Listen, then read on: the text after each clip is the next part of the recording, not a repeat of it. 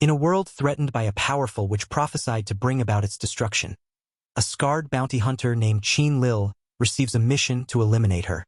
The mission, however, ended in catastrophic failure. The witch's immense power reduced the world to ruin, leaving entire towns destroyed and countless lives lost.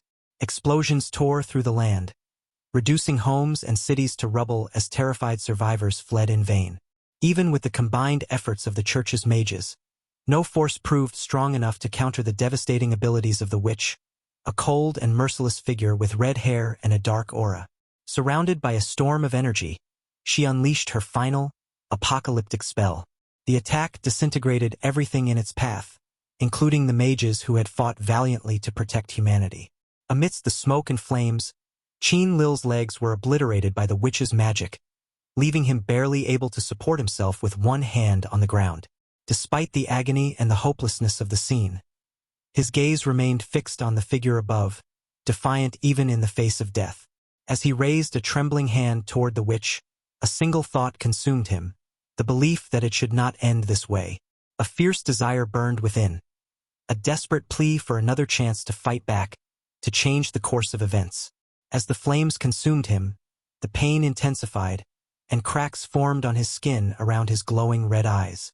Yet, even as the heat overwhelmed his body, his determination did not waver. A silent wish for just one more opportunity echoed in his mind. Suddenly, the scene shifted. The cawing of crows echoed through the forest, and Qin Lil found himself standing beneath the canopy of trees. To his disbelief, his body was intact. He grasped his head in shock, realizing he was alive. The red coat and trousers he once wore remained, and his holstered gun was by his side. Checking his surroundings and his weapons, realization struck. This was no illusion, he had been reborn. He finds himself back in a world that mirrors the one he left, still plagued by monsters and dark forces. Now armed with foreknowledge of the impending apocalypse, he vows to prevent the same tragic fate from repeating itself. Qin Lil walked along the dimly lit road, the faint glow of headlights illuminating the path ahead as a vehicle approached from behind. A sudden roar shattered the stillness as a vehicle sped past, startling him. His focus shifted to the unusual sight unfolding. A speeding truck being pursued by two grotesque, gray-skinned monsters with glowing blue eyes. So fixated were the creatures on their prey that they ignored the red-clad man entirely, sprinting past him without hesitation. One of the monsters, running on all fours, leaped onto the truck bed, its claws digging into the metal. The terrified driver, a man with a mustache, screamed for help as he desperately tried to outrun his attackers. Without missing a beat, Qin Lil unholstered his gun, using his left hand as a stabilizer. Precise shots rang out. Bullets exited through the first monster's eye and body. Before the second creature could react, Qin Lil propelled himself forward with a powerful leap, striking it with a devastating blow that sent it crashing into the ground. The impact was so forceful that it marked the end of the creature's life. Standing amidst the chaos, Qin Lil's bright red eyes glowed faintly as he assessed himself, noting that his strength hadn't diminished. The driver, now safe, halted the vehicle and approached him, bowing his head in gratitude. Hands clasped together, the man spoke with reverence, addressing Qin Lil as a hero and thanking him for saving his life. Qin Lil, scanning his surroundings with indifference, asked for the year. The man, noticing his attire, assumed him to be a hunter and answered respectfully.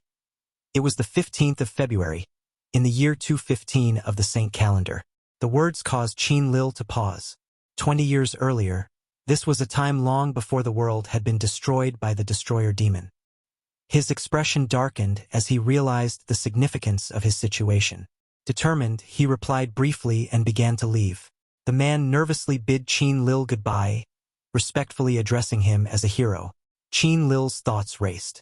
The destroyer demon, the very creature responsible for the apocalyptic destruction, should still be a child at this time. With the world yet intact, he resolved to find and eliminate the demon before she could bring ruin. Under the pale light of the moon, Qin Lil gazed toward a distant village. His pace quickened, his determination unwavering. His mind replayed his grim mission. He was Qin Lil, a hunter who had failed to save the world, granted a mysterious second chance, He now bore the burden of preventing the same fate from befalling humanity. The once destroyed world would not be lost again. This time, he vowed to stop the destroyer demon, Tang Jie, no matter the cost. Arriving at a quiet village, Qin Lil quickly realizes that something is wrong.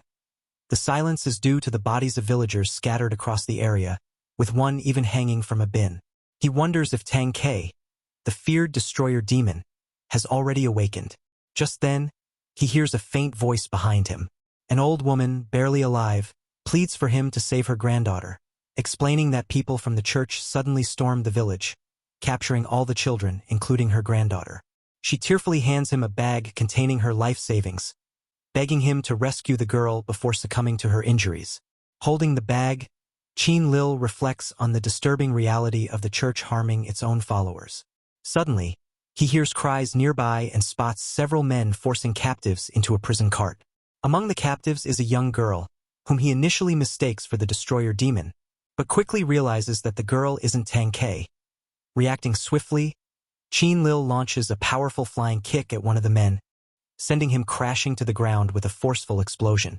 The grateful girl quietly thanks him for saving her, but Qin Lil is already on alert, as more church thugs surround him, demanding to know who dares to interfere with their mission. Unfazed by their threats, Qin Lil confronts them, questioning why the church would capture innocent children. One thug brandishes a curved sword at him, warning him to back off. Qin Lil draws his gun and fires, taking down several thugs in a flurry of precise shots. More assailants attack, but he counters with swift, lethal moves, dodging swords and using powerful strikes to dispatch each one. Reinforcements arrive, with one subordinate alerting his leader that many of their comrades have been killed. Spotting Qin Lil, the leader throws a mace, forcing Qin Lil to dodge just in time. As Qin Lil prepares to retaliate, the leader closes the distance with incredible speed, landing a powerful, flaming punch that sends Qin Lil sprawling. Smoke rises from Qin Lil as he lies injured on the ground, while the thugs prepare to take the captive girl away. Just as they turn their backs, Qin Lil's fingers twitch. He rises, his body radiating a menacing purple aura, drawing the attention of the leader, a large man with a skullet hairstyle and a metallic jaw, who is taken aback by his resilience. With a fierce determination, Qin Lil taunts the retreating group, grabbing an approaching thug by the neck and effortlessly tossing him aside. His strength shocks the skullet leader, who stammers in disbelief, demanding to know who Qin Lil truly is. In response, Qin Lil prepares a devastating energy shot in his palm, evading each of the leader's fiery strikes until he finally positions himself behind him, aiming directly at the back of his head. With a steady hand, Qin Lil delivers a finishing blow, eliminating the leader and sending the remaining thugs fleeing in terror. One injured man, crawling on his hands and knees, begs for mercy as Qin Lil grabs him by the collar, demanding answers about the kidnapped children. The thug confesses that it was an order from higher-ups and that all the children were taken to a nearby church. Without mercy, Qin Lil disposes of him, leaving a bloody trail behind as he heads towards the church, determined to end the church's sinister plans and prevent the prophecy from unfolding. Birds peck on the rooftop, searching for worms, but they are not the only hunters out tonight. Moving with swift silence, a figure in red glides through the air, positioning himself above two unsuspecting guards. Qin Lil, cloaked in his crimson coat, hides in the shadows, watching as hooded figures descend into an underground entrance. Following them without drawing attention, he descends a spiral staircase and sees double doors closing at the end of the hall. Moving cautiously, he opens the door, and his eyes widen in shock at the scene inside. A man in ceremonial attire, draped in a black and purple cloak, stands before his followers with arms outstretched, emitting flames that engulf the captives in an aura of fire. A sharp light strikes the back of the captives' necks, causing them to scream in agony and cough blood before collapsing. Among them, a silver-haired girl remains conscious, her hands bound behind her back, writhing in pain as she absorbs an intense energy, her eyes glowing from the strain. Two hooded subordinates on either side of the leader exclaim with zeal, declaring that their god has finally succeeded and that this demon girl, Tang Ke, has absorbed all the divine power. They celebrate, stating that after many failed attempts and wasted resources, success is finally within reach. Observing from behind the door, Qin Lil is horrified, realizing that the church is treating Tang Ke, a mere child, as a vessel for dark rituals. Disgusted by their actions, he loses patience and kicks the door open, startling the gathered cultists. A goon with his hood down, caught off guard, demands to know who dares to interrupt the ritual at the altar. Qin Lil draws his gun and fires, sending 2 hooded members flying with the sheer force of his hand cannon. He declares himself a hunter, causing the cult members to rush at him with the intent to kill. Qin Lil dispatches them with powerful strikes, sending them sprawling. The silver-haired girl, Tang Ke, turns toward him, her red pupils filled with desperation, pleading to be saved, saying she doesn't want to die. As Qin Lil moves forward to rescue her, a fiery slash suddenly slices through the air, severing both of his hands in a swift, brutal attack. His hopes of saving the girl waver as he confronts the source of the strike. A man with spiky gray hair, wielding twin flaming swords, standing confidently before the altar. Qin Lil, struggling to breathe, asks the man who he is and demands to know what they are doing to Tang Ke. The dual swordsman arrogantly retorts that this is none of the hunter's business, displaying his mastery of flames with a flourish of his swords. Mocking Qin Lil, he questions why a hunter would bother saving a demon girl. As the swordsman gloats, Qin Lil's severed arms regenerate, his body glowing with a purple aura, causing the swordsman to hesitate, recognizing him as another divinity. Tang Ke, visibly weakened, cries out in pain, warning that her body can't withstand the energy engraved onto her much longer.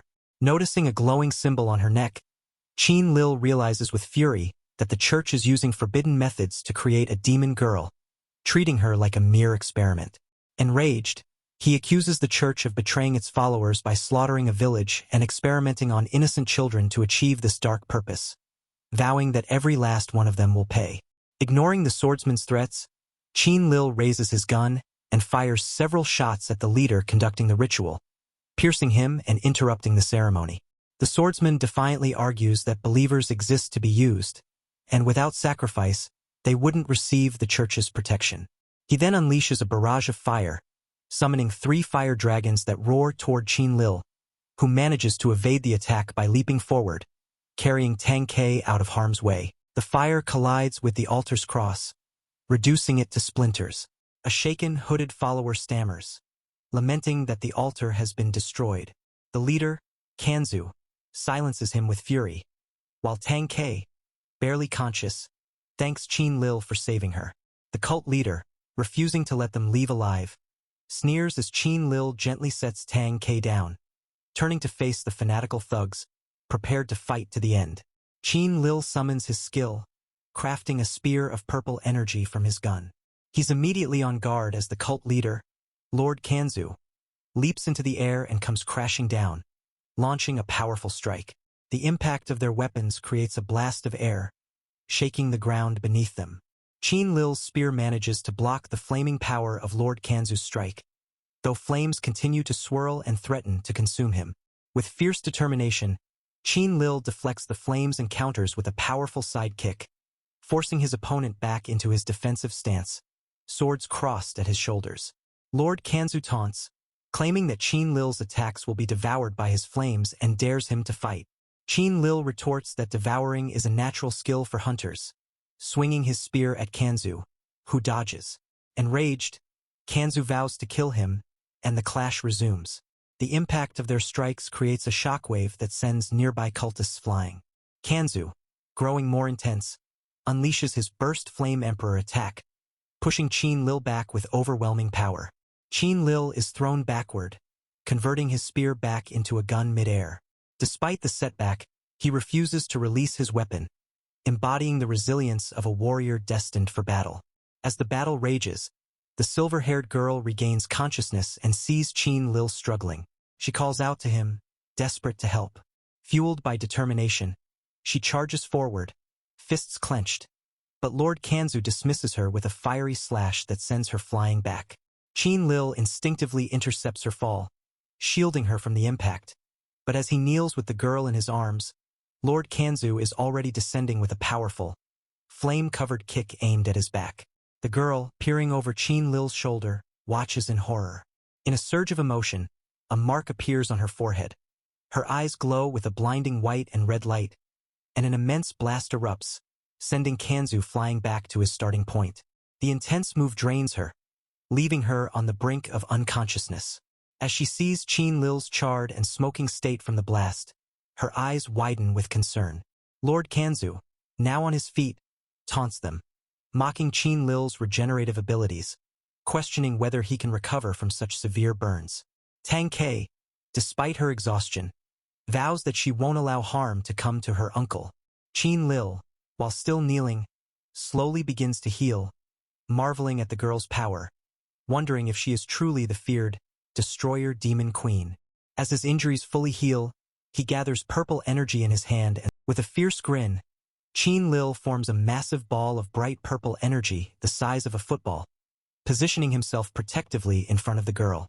Assuring her that he will keep her safe, he readies himself for the next phase of the battle. The scene shifts as Qin Lil steps into view, introducing himself as a hunter armed with 2 guns. With an upside-down smile, he recounts the troubles his weapons have brought him. One moment shows him sprinting along a beach, his guns dripping with water and tangled in seaweed after a mission that went spectacularly wrong. In another, he finds himself struggling with a jammed gun while a monstrous enemy has him in a chokehold, leaving him utterly helpless. The sequence culminates with Qin Lil, visibly frustrated and embarrassed, tied to the back of a large red monster, his guns discarded on the ground.